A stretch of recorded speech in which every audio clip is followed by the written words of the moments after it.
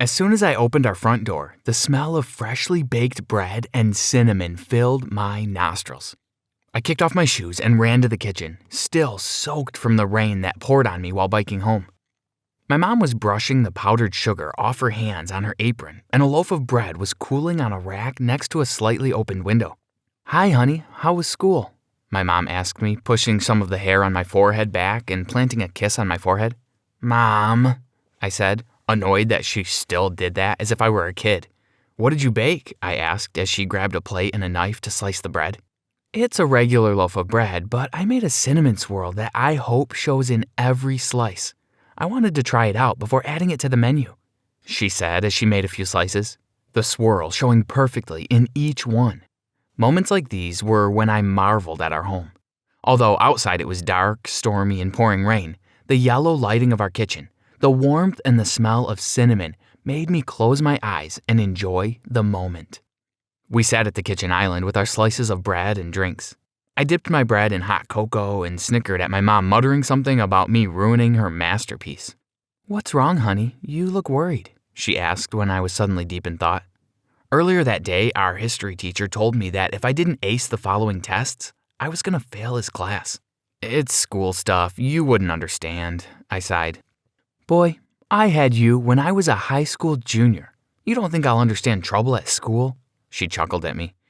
I explained to her that I was failing history and that my teacher wasn't lenient at all, and that I could fail the year if I did bad and struggled despite putting in extra work. "Well, there's a parent-teacher meeting soon. I could go talk to him," she said, immediately making me feel better. If anyone could convince my teacher of going easy on me, it was my mom, most persuasive person in the world. The day of the parent-teacher meeting came, and I stopped by my mom's bakery to ask her if she was still going. The familiar bell rang as I opened the door. Julie, a girl who worked for my mom, was at the cash register. "Hey, Jules," I greeted her when I came in. She gave me a small wave as she handed a customer her change. "Busy day?" I asked. "The morning had me spinning. Your mom's cinnamon swirl thing was a huge success, and now people are getting food to bribe teachers at the school later." "Where's Mom?" I asked. "Baking her bribe in the back," she said, turning back to count some money in the cash register. I walked past her and into the kitchen where Mom was putting a batch of cookies in the oven. "Are those?" I began, but they were my favorite marshmallow brownie cookies. Mom was wearing a pair of jeans and a red blouse. I noticed she had curled her hair a bit and put on heels instead of her usual sneakers. She looked much more like a mom now than she did usually, but she looked like the kind of mom that distracts your friends. We talked in the kitchen for a while, until the oven beeped. The cookies were placed in a basket, and Mom made her way towards the school. I was watching a movie in the living room and eating popcorn when Mom finally got home. Hours had passed since the time the meeting should have ended, and I was beginning to worry. She kicked off her heels immediately, sighing in relief, and she stumbled towards the couch, plopping down next to me. She told me the meeting went well and that they went out for drinks afterwards. She asked him to help me out a bit, and he agreed, to my relief. "He also told me you're pretty distracted with Adrian," she said. "I know he's failing too, and I know how close you two are, so I asked Mr. Harrison to help him out too." I immediately texted my best friend to tell him the good news, and he was thrilled. At school, Mr. Harrison was suddenly nicer to me. He smiled at me in the halls, complimented me, and went easy on me when grading my tests. I also caught him smirking in my direction sometimes, but I ignored it. My best friend Adrian was also being treated better by Mr. Harrison. Mom was suddenly swatting my hand away when I reached for an extra muffin and stuff like that, saying they were for Bruce. She started properly dating Mr. Harrison. Sometimes I'd come home from Adrian's and I'd finish them watching a movie on the couch all cuddled up. It upset me a lot, but I realized my father was never in the picture and Mom hadn't had a boyfriend since high school. Plus, she seemed happy, so I got over it. One night, she told me she was going on a date with Bruce. So I asked Adrian to come over for a sleepover.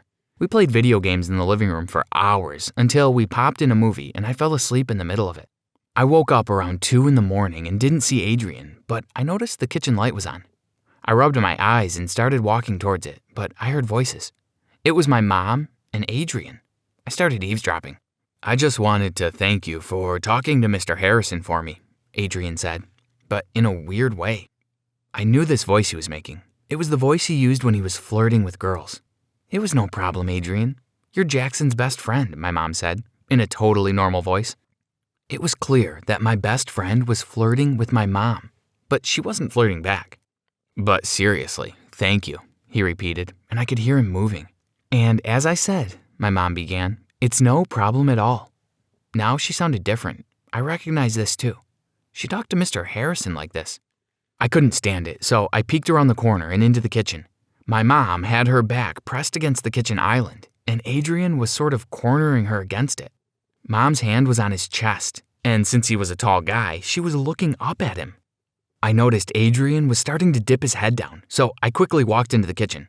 I saw them jump apart, but rubbed my eyes to make it seem like I didn't.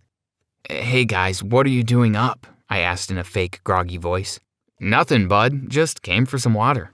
Adrian jumped to get a cup and filled it with water, after which he pushed me out of the kitchen and we went back to sleep on the couch. I really didn't feel like talking to him about what I saw, but as he snored next to me, I laid awake, staring at the ceiling.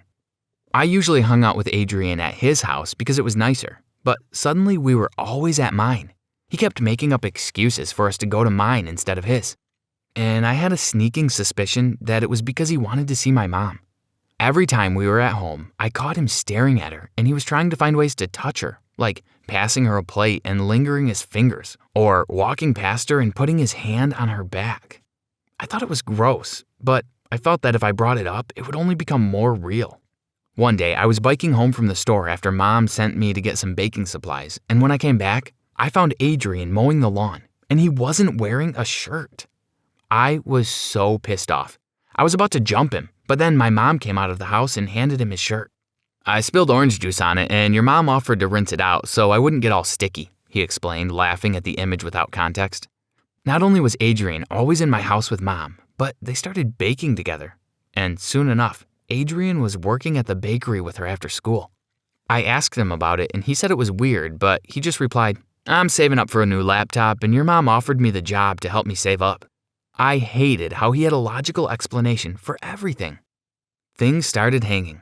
Mom was paying more attention to my friend than to me, and it was really getting on my nerves.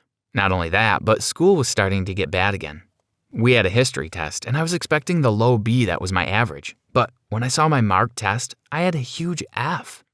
I glanced over to Adrian. He had a B. I didn't understand why I got such a low grade, so I stayed behind after class to talk to Mr. Harrison. "How did I get an F when my mom told you to help me?" I asked him before he shushed me and rushed to close the door. "Do you have any idea the trouble we'd be in if anyone found out?" he said in his exasperated manner. He answered my question by saying my mom had told him at dinner a few days ago to go harder on me again and instead go easier on Adrian. I was so confused. Was Mom picking him over me? I was furious, so I stormed out of the classroom and grabbed my bike. I biked a few blocks until I reached my mom's bakery, where I knew she would be. I was ready to confront her about her thing with Adrian as I burst through the door, but the front of the store was empty. I figured she must be in the kitchen, so I stalked to the back and swung the door open, only to find my mom kissing my best friend. My mom gasped when she saw me and pushed Adrian off of her, rushing towards me, but I slammed the door before she could get to it and sped home as fast as I could. I avoided my mom and Adrian for weeks after I caught them. I snuck out of the house before Mom woke up and came back very late or when I knew she wasn't home. I avoided Adrian like the plague at school, not even bothering to hide it. I was trying to come up with a way to get back at them, or at least get them to stop, because as far as I knew, they were still making out when I wasn't looking. My history grade started to go up, so I guess I got that out of it, but it wasn't enough. I was packing up my stuff after history one day when Mr. Harrison asked me to stay behind because he wanted to talk. He sat on his desk, fidgeting nervously as I waited for him to just spit it out. Then he finally did. He wanted to ask my mom to marry him, but didn't know how to do it. "Is there anything she finds romantic? Something special?" He looked nervous and excited. I felt kind of bad for the guy. At that moment, I felt like a light bulb popped up above my head, and I had a plan. As soon as I got home, I started working on it. 2 days later, Mr. Harrison went to order a very special cake, my mom's favorite, on the bakery's website. When he went to the other tab to pay for it, the bakery's new logo popped up. It read, "Nothing better than a cake and a kiss with your son's best friend." Not only did my mom get dumped, but Adrian failed history, which led to him failing the year. Serves them right.